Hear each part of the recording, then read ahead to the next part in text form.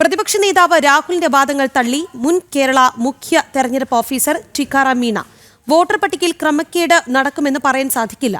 Voter പട്ടിക ശുദ്ധീകരിക്കാൻ കൃത്യമായ ശ്രമം തെരഞ്ഞെടുപ്പ് കമ്മീഷൻ നടത്താറുണ്ട്.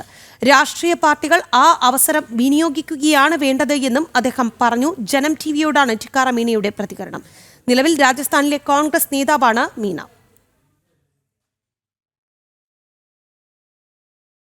സാർ ഈ ഇതിനകത്ത് ഇരുന്നൊരാളെന്നുള്ള അങ്ങനെ വോട്ടർ പട്ടികയിൽ ക്രമക്കേട് നടത്താൻ പറ്റുമോ? ഏതെങ്കിലും തരത്തിൽ ഇത് ചെയ്യാൻ പറ്റും? ക്രമക്കേട് എന്നുള്ള വാക്യം പറയേണ്ട കാര്യമില്ല. ക്രമക്കേട് എന്താണ് ഇതിൽ? ക്രമക്കേടാണെങ്കിൽ അതൊക്കെ പൊളിറ്റിക്കൽ പാർട്ടീസിന് ഇതിന്റെ ഒരു ഡ്രാഫ്റ്റ് നമ്മൾ കൊടുക്കാറുണ്ട് വോട്ടർ പട്ടിക തയ്യാറാക്കുമ്പോൾ.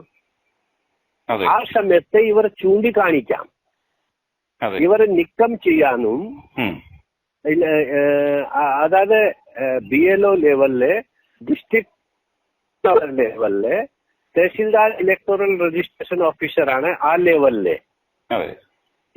ഇവരെ പരാതി കൊടുത്തിട്ട് അല്ലെങ്കിൽ ഒരു ഫോം ഉണ്ട്, form number 6, form number 8, form number 7, ഇങ്ങനെ 4-5 ഫോംസ് ഉണ്ട്. ഇത് അവിടെ കൊടുക്കണം. ഇങ്ങനെയാണെങ്കിൽ ആ സമയത്ത് മനസ്സിലായി ചൂണ്ടിക്കാണിച്ചുകൊണ്ട് ഇങ്ങനെ ഒരു ആള് 2 സ്ഥലത്തുണ്ട്, അതുകൊണ്ട് ഇത് നീക്കം ചെയ്യണം എന്ന്.